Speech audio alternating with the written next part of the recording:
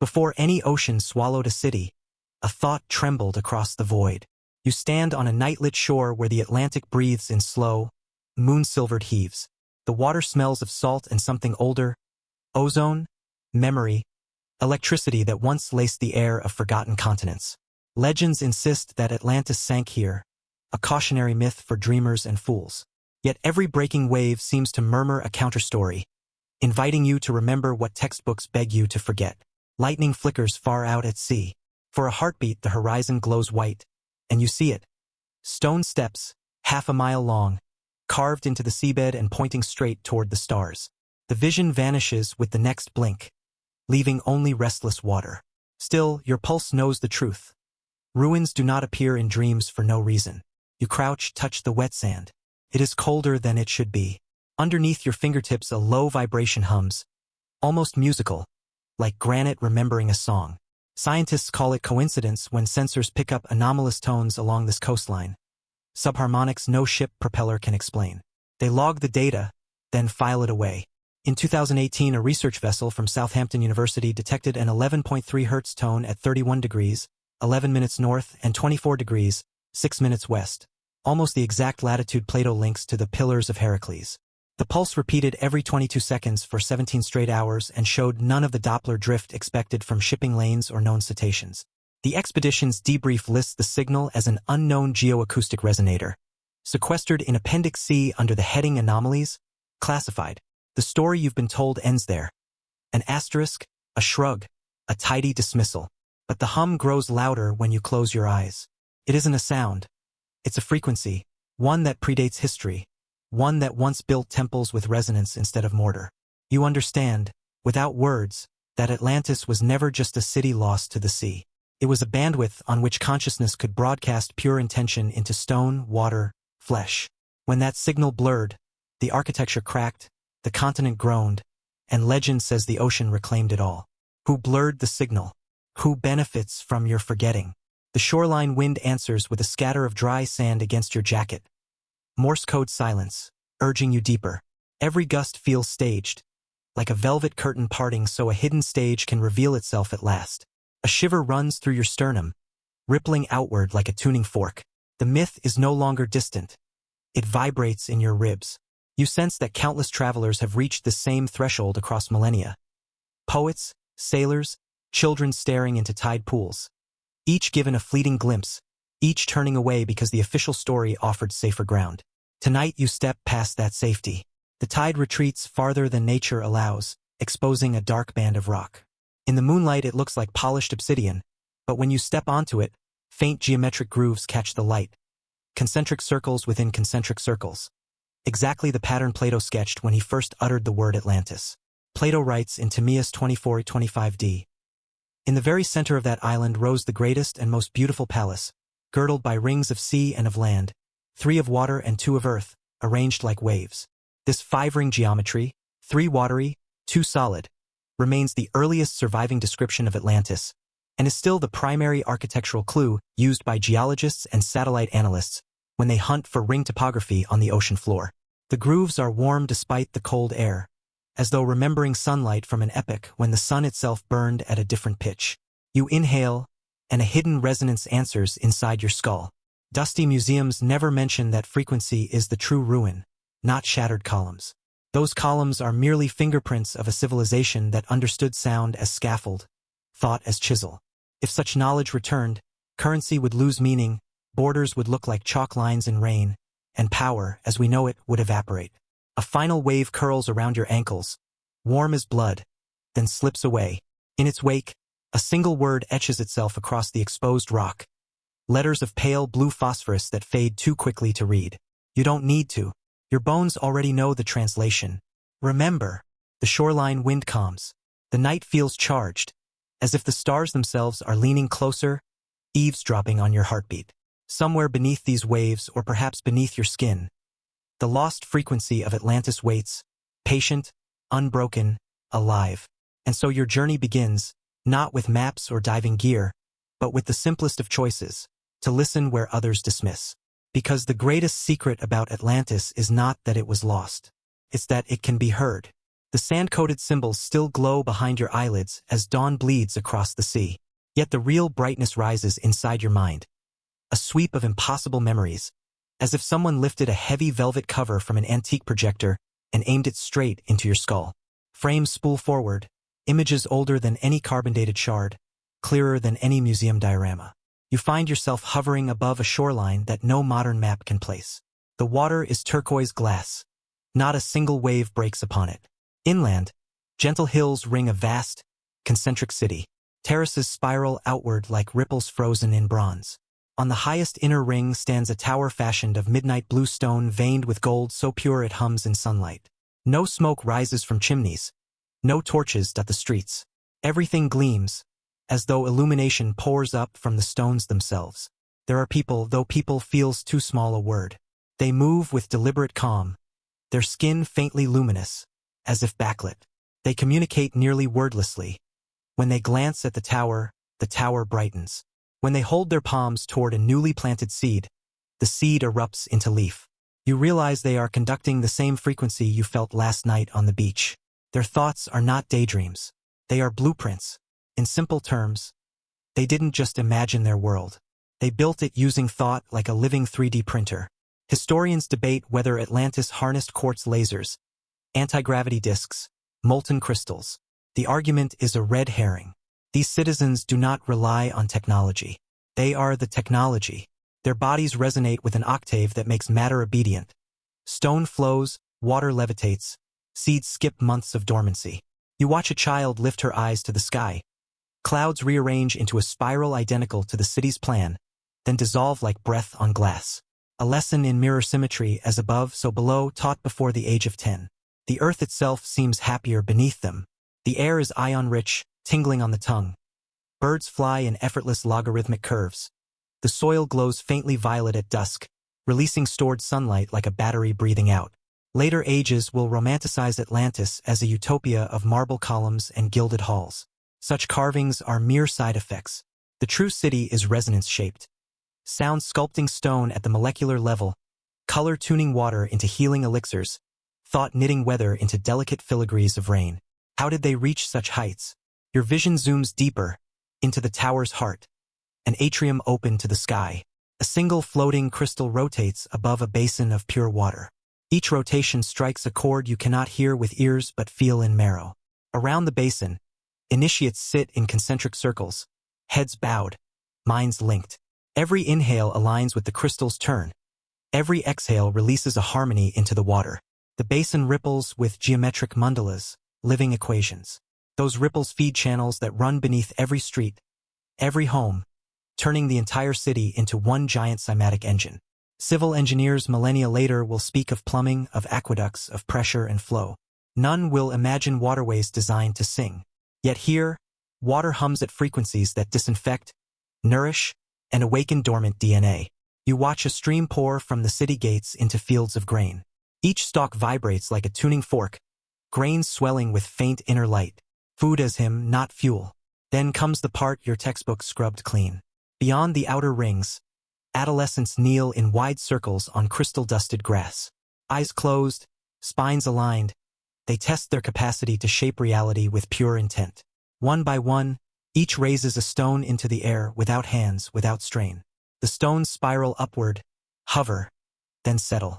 In modern classrooms, this would be labeled fantasy, an animation glitch. Yet the adolescents' expressions are casual, everyday. Telekinesis here is as normal as walking. Even more normal because walking is slower. But there is an undercurrent, barely noticeable, like a bass note too low for speakers. One youth lingers after the exercise, stones suspended longer than the others, savoring applause that hasn't yet come. The crystal in the tower flickers, just once, like an eyelid twitching. A teacher's brow tightens. Ambition has many flavors. This one tastes metallic. You tumble back through centuries in a single heartbeat, landing again on your present-day shoreline. Wave foam fizzles around your boots. The morning sun feels dull in comparison to the radiance you just witnessed. Yet the memory lingers with tactile sharpness. It wasn't a dream. It was recall. An ancestral echo pulsed into your blood. Atlantis flourished because thought and matter danced in perfect keynote. But even in that golden bandwidth, A single note of dissonance could fracture the chord.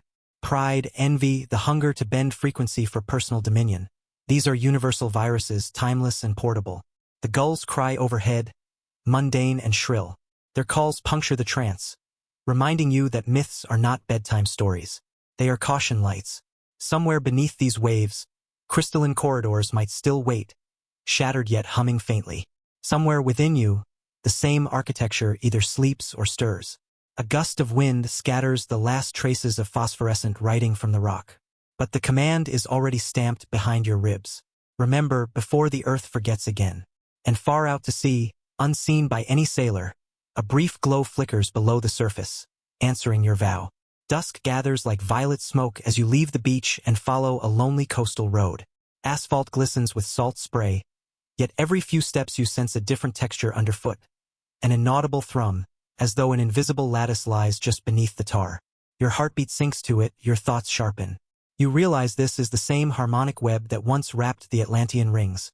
Only now it lies shattered, half asleep, buried under centuries of concrete and denial. Headlights crest a distant hill, then fade. Silence returns, impossibly wide. You pause beside an abandoned radar station. Rusted dish, broken fence, weeds fluttering like prayer flags. In the moonlight, the dish resembles a colossal ear tilted toward the ocean. For decades it scanned the horizon for Soviet submarines, Cold War ghosts, storms. It never found what it truly sought. The low-band frequency still leaking from Atlantean ruins, a wavelength military engineers labeled anomalous harmonic clutter before burying the reports under miscellaneous signal noise. You slip through the torn fence and stand beneath the dish. The steel skin hums faintly, coaxed alive by the same undertone you felt in the sand. Your hand rises without conscious decision. Fingertips brush corroded metal. Images explode behind your eyes, a chamber walled in polished orichalcum, its ceiling a spinning night sky of embedded crystals. 12 initiates seated in a perfect dodecagon. Eyes open yet unblinking, breathing in metronomic unity. In the chamber's center a sphere of water levitates, shape-shifting with every collective thought. First a spiral shell, then a snowflake, then a map of continental shelves no modern geologist has plotted. As intention refines, the water clarifies until it projects holographic blueprints onto the chamber walls. Schematics for gardens that grow without soil, towers that draw electricity from planetary Schumann bands, vessels that travel by harmonizing with Earth's magnetic song instead of fighting gravity. You stagger back. The dish's rust flakes under your palm, shedding modern decay like dead skin. How did those initiates wield so much power with so little effort? The answer arrives as a single equation burnished into memory. Thought plus coherence plus field equals form. Thought alone is static, random sparks in a noisy brain. Coherence, multiple minds tuned to a shared frequency, amplifies the spark into a laser. Field, an environment of resonant geometry, focuses the beam into matter. Atlanteans didn't invent machines. They became machines by hacking the physics of consciousness. Put simply, when enough people focus the same clear intention in the right space, reality bent to meet them. You flash again to that levitating sphere, every intention leaving ripples across its surface, each ripple birthing a schematic. Water, the humble solvent of life, doubled as a liquid hard drive, storing sonic geometry, replaying it on command. Modern labs now whisper about water memory, clathrate clusters, structured H2O. Patents exist, filed then classified, describing fluidic computers that compute via somatic vibration. But the original blueprint sank with the island, and the world above forgot to ask the sea for a copy. A gust rattles the dish. The hum drops an octave, as though acknowledging your realization. You picture university lecture halls teaching physics without mention of mind, biology without mention of vibrational entrainment, history without mention of sunken continents humming beneath sonar. The omission is not accidental. When culture forgets that consciousness shapes reality, consciousness becomes the most valuable black market commodity, harvested through fear, distraction, algorithmic outrage. An incoherent humanity is profitable. An Atlantean humanity would be unstoppable. Clouds crawl over the moon, thinning the silver glow. In the dark, the radar dish becomes a silhouette, an ear refusing to hear. Yet the ground below pulses stronger, as if rejoicing that someone finally listened. You kneel, press your ear to the earth. Beneath layers of basalt and sediment, you catch a faint chorus. Overlapping tones sliding into perfect fifths, resolving into a single heartbeat rumbling at 7.83 hertz. the planet's base frequency, the same rhythm the Atlanteans once rode like surfers on a cosmic tide. A memory surfaces, not ancient but personal. Age 12. Standing in a planetarium, you felt nauseous when the dome speaker played a recording of Earth's magnetic resonance. You thought it was the smell of electrified dust. Now you understand, your cells recognized home, and the rest of you panicked at the magnitude of that recognition. Wind shifts. Far out at sea, a muted flash lights the cloud bottoms. Submarine lightning, born of colliding thermoclines. The luminescence silhouettes something briefly breaching the waves. A jagged column, gleaming then gone. Perhaps a trick of light, or the spine of a tower coughing memory into the upper world. Either way, you can't unknow what the dish, the sand, the frequencies have confessed. Atlantis mastered intention as technology. That mastery fractured when coherence surrendered to ego. Yet the hard-coded laws remain. Thought plus coherence plus field still equals form. Whoever relearns the equation inherits the keys. Thunder rolls, low and intimate. One last reminder that the island's song is not finished. You stand, brush rust from your hands, and face the ocean. Tomorrow you will search for cracks in the official narrative wide enough for an Atlantean melody to slip through. Tonight you simply listen, letting the suboceanic choir carve its notes into your bones. The forgotten technology of intention is no longer forgotten. It has found a listener, and the world will feel the difference. Gray dawn. Rain needles the coast, turning the radar dish into a weeping iron flower. The sea looks innocent, yet you can't unsee the phantom tower breaching last night's horizon. With every droplet, a new question hammers harder. How did a civilization that could sing stone into flight vanish beneath the waves? Official scholars blame volcanoes, comets, magnetic pole flips, cataclysms too vast to prevent and too convenient to question. The real answer hides in quieter tremors. Tremors inside the human psyche. Atlantis collapsed not from planetary fury but from resonance corruption. A slow, invisible shift in frequency that began the moment intention bent toward domination. Vision floods you again, sharper than any IMAX reel. You hover above the concentric city centuries after the golden age you witnessed earlier. The waterways still gleam, but their mandalas throb unevenly, like music played through cracked speakers. Tower crystals flicker, compensating for incoherent signals saturating the field. Personal agendas masquerading as collective will. On a rooftop balcony, a council gathers. Robes of opalescent cloth now trimmed in metallic sigils of rank. Subtle, yet enough to telegraph hierarchy, separation. They speak aloud where once minds sufficed, words dripping with urgency. Resource quotas, amplification rights, containment protocols for untrained resonance wielders. A phrase surfaces, the directive shorthand for new laws rationing access to the city's harmonic chambers. Intention has become currency. Your gaze plunges inside the great tower. In the basined hall, the levitating water sphere trembles, its surfaces jolting with static scars. Each council decree spawns fresh geometric glitches, fractal distortions that ripple through the channel network, seeding discord in every street, garden, and cell. Fields wilt in erratic patterns. Children complain of ringing skull aches when they try to levitate pebbles. The vibrational internet of Atlantis is failing, choked by dissonant data. Yet the elite cling to power like barnacles on a sinking hull. They deploy resonance dampers, black obelisks tuned to override rogue frequencies. At first they quell the glitches. Soon they enslave the population's capacity to self-tune. The more the dampers hum, the more ordinary citizens forget the pure note. Workers trudge under psychic fog. Crops grow dull, tasteless.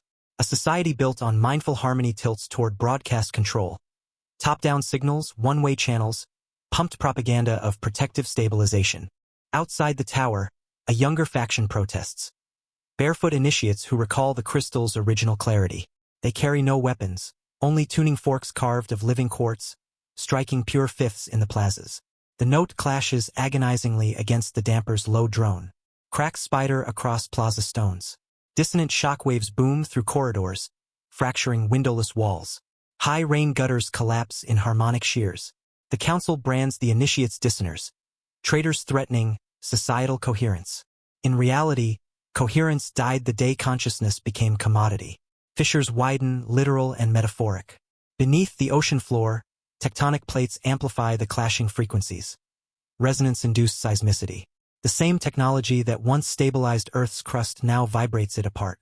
Offshore magma chambers surge, pressurized by sonic interference.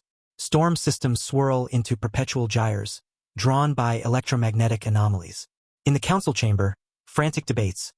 Raise sonic barriers higher, suppress the uprisings, redirect dissonant energy into subsea trenches. But mathematics refuses tyranny.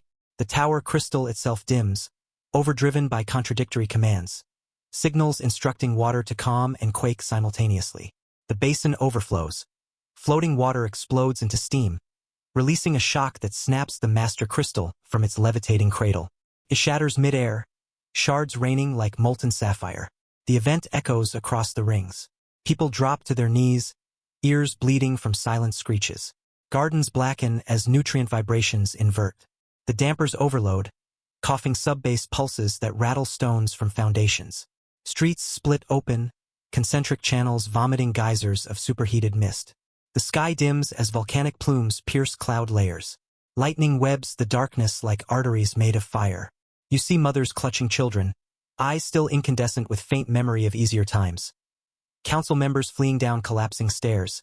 Initiates striking their tuning forks one last time, forging a resonance bubble around a cluster of survivors as marble colonnades shear into the abyss. In that twilight roar, you grasp the bitter irony. It was not sound that killed Atlantis, but the wrong sound, the misaligned note of ego louder than unity. Or to say it plainly, Atlantis didn't fall from fire or flood. It collapsed because people stopped harmonizing and started competing. And the ocean, it didn't rush in all at once.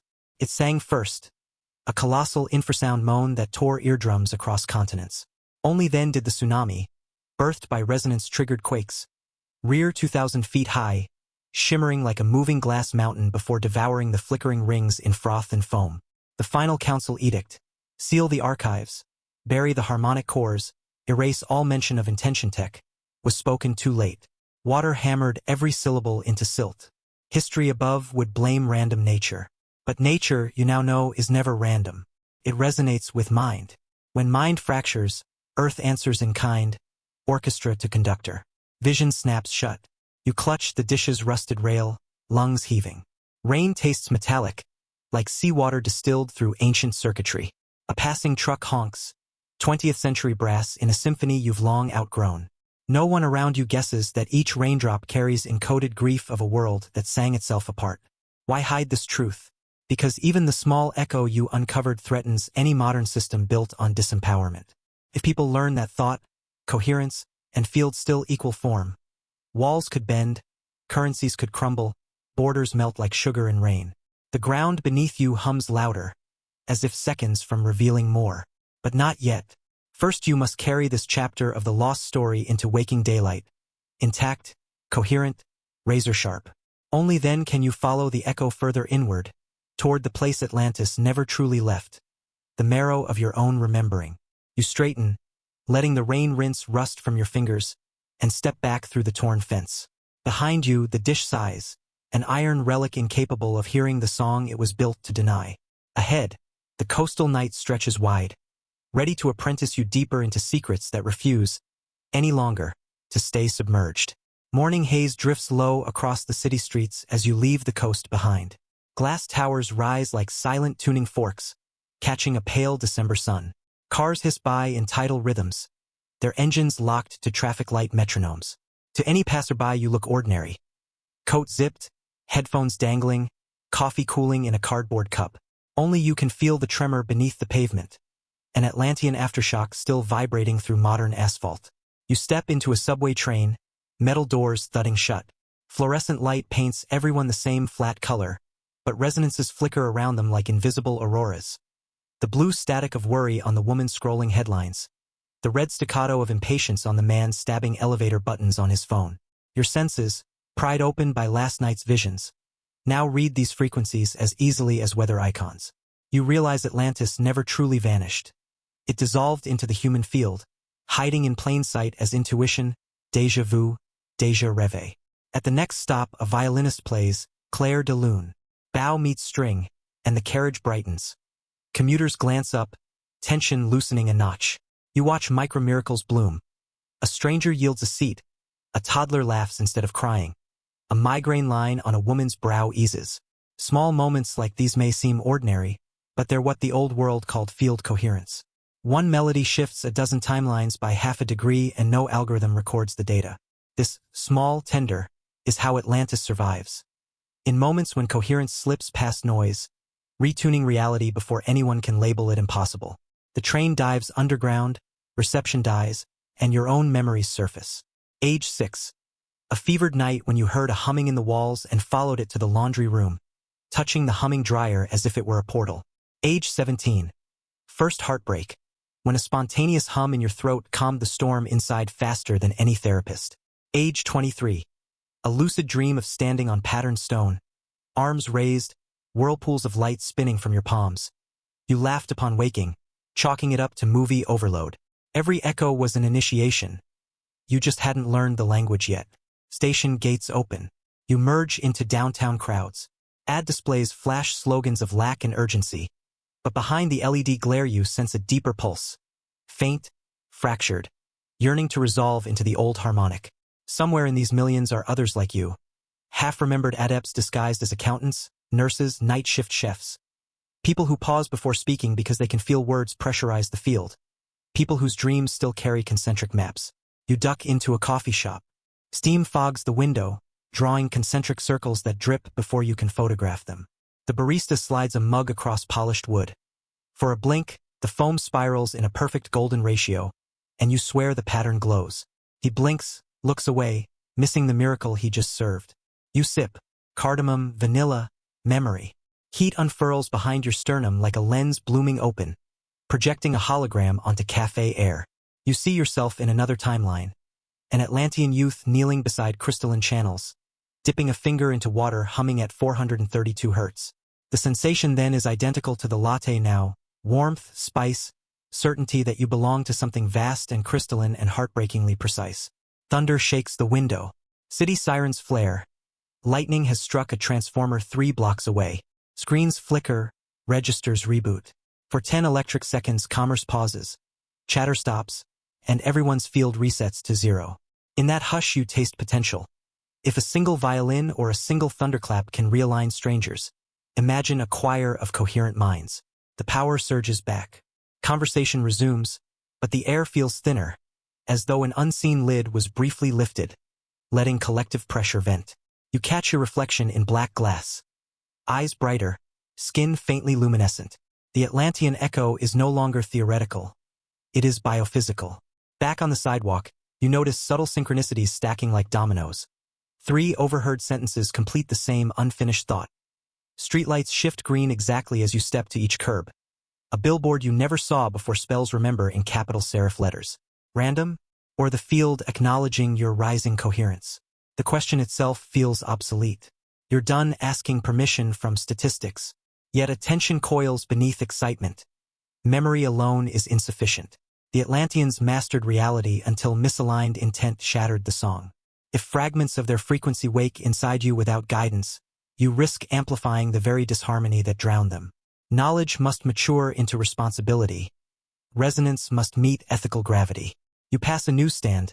Headlines about market swings, climate emergencies, data breach scandals, modern dampers broadcasting low-grade fear. You recall the black obelisks and shudder. History doesn't repeat. It echoes. The same choice waits at every spiral turn. Coherence for uplift or control. The fall of Atlantis wasn't a one-time tragedy. It's an ongoing audition.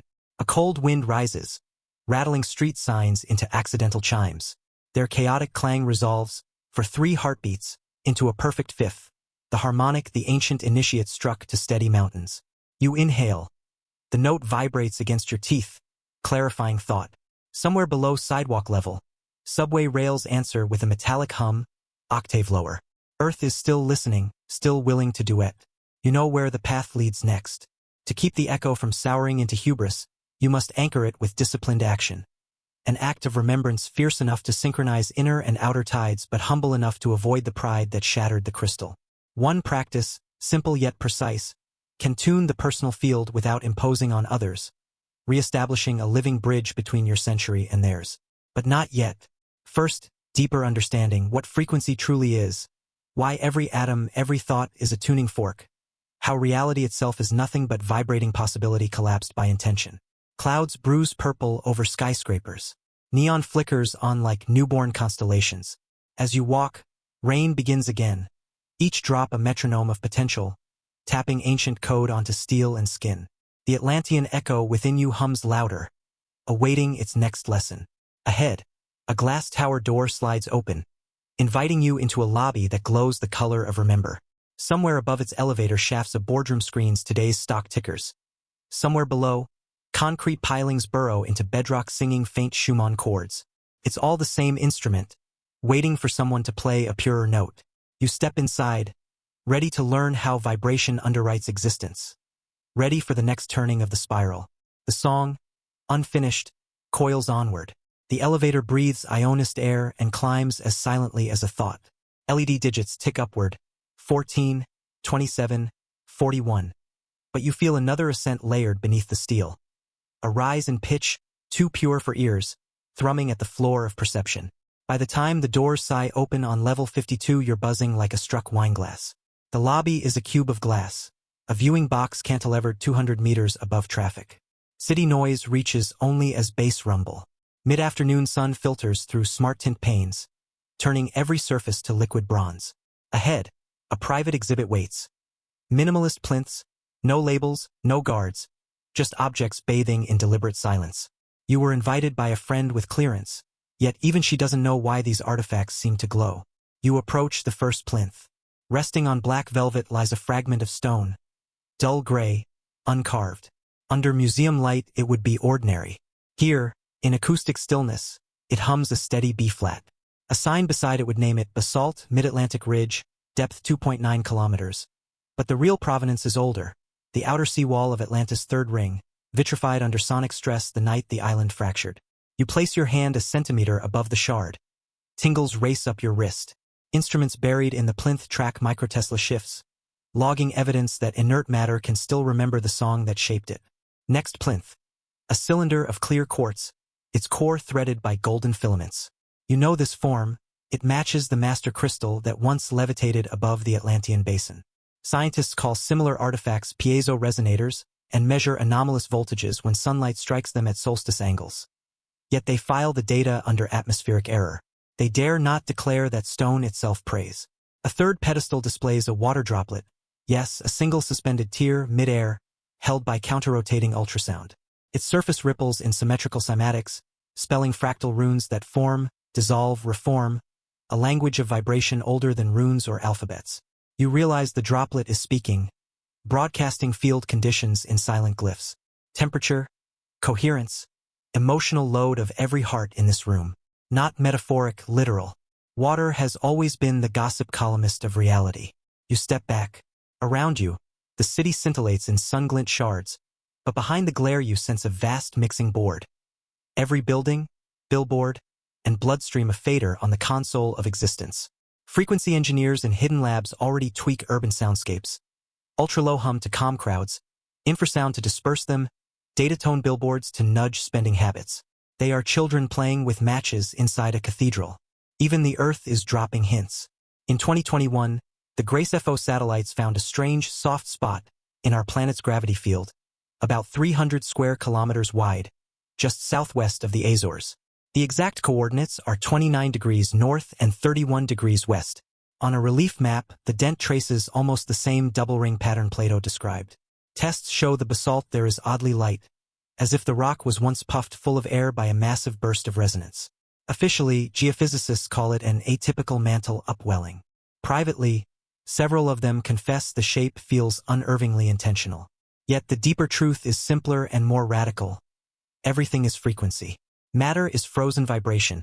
Thought is subtle vibration. Emotion is coherent vibration in motion.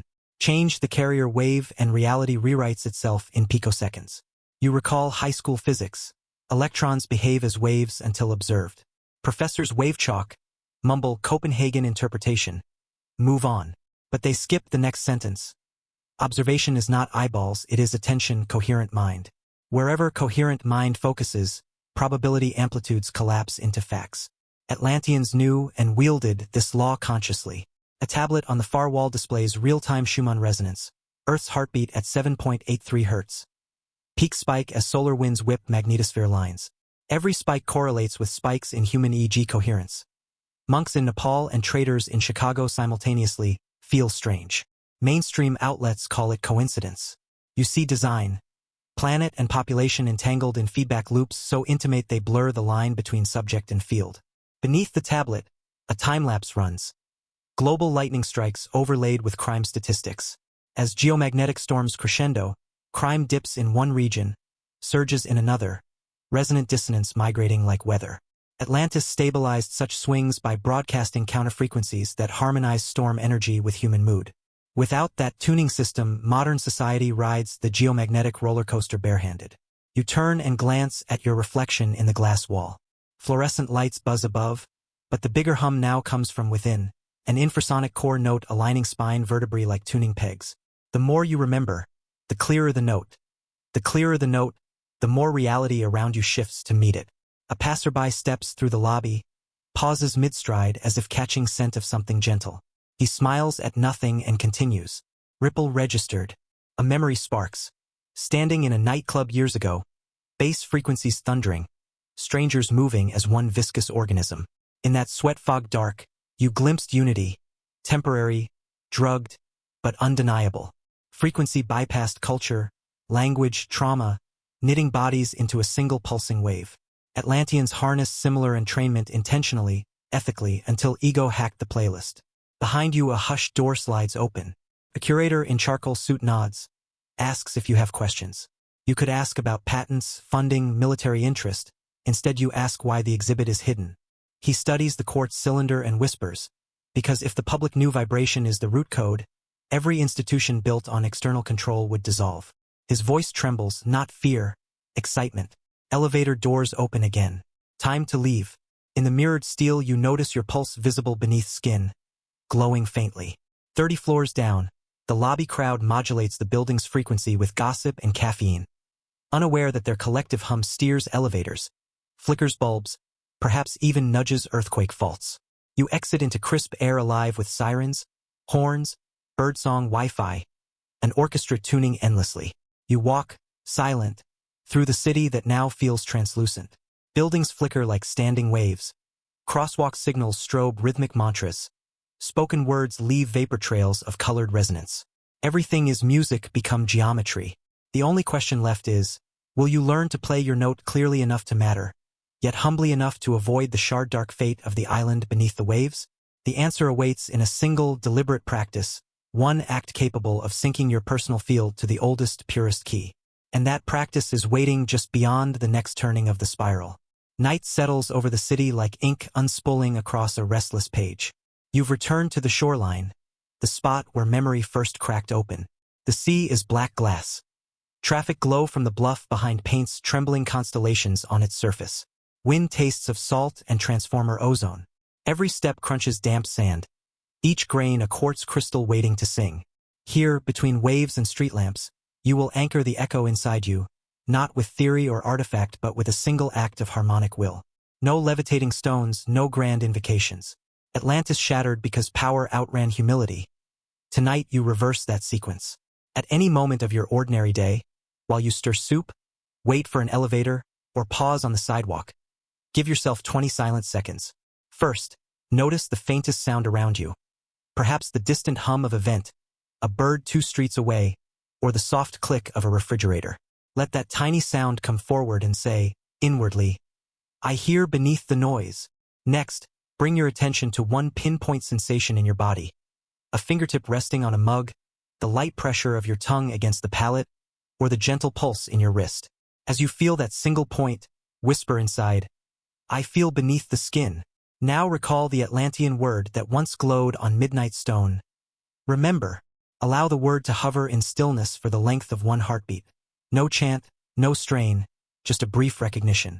Finally, breathe out softly through your nose and return to whatever you were doing. Sound, sensation, memory, release. These 3 microanchors realign your nervous system and reopen the quiet bandwidth where the Atlantean signal can be heard. One brief tuning each day keeps your field coherent and your humility intact, because the ritual is invisible, effortless, and entirely yours. You finish the hum. Wind shifts, carrying scent of petrichor though no rain falls. Behind you, the bluff's sodium lamps flicker, synchronizing like fireflies then stabilizing. A coincidence perhaps, but your skin tingles with the certainty of causal rhythm. Inner chord, outer world, same lattice.